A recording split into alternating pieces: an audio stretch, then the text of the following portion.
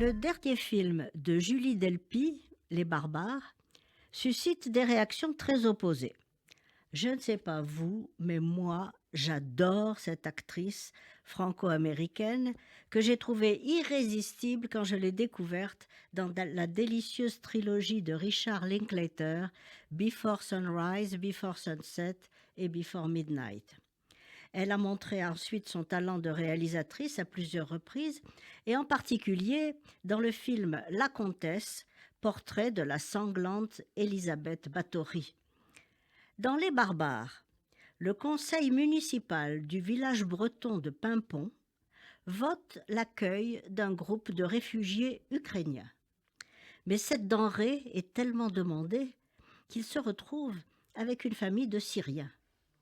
Julie Delpy met en scène sur ce sujet une comédie grinçante et brosse le portrait d'un microcosme dont la variété est censée donner une idée du pays divisé qu'est devenue cette France si prompte à oublier sa devise liberté, égalité, fraternité que le reste du monde lui envie.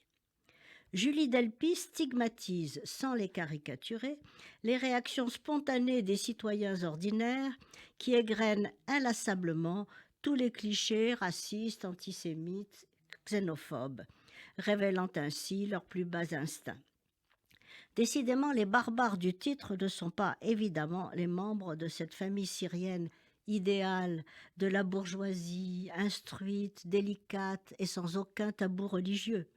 Le discours politique nuancé de cette comédie de caractère tombe à pic aujourd'hui. Le casting est parfait. Sandrine Kiberlin, Brigitte Rouen, Mathieu Demy, Albert Delpy, le père de Julie qui ne la quitte jamais, et même Ziad Bakri, l'acteur palestinien diplômé des meilleures écoles de Tel Aviv.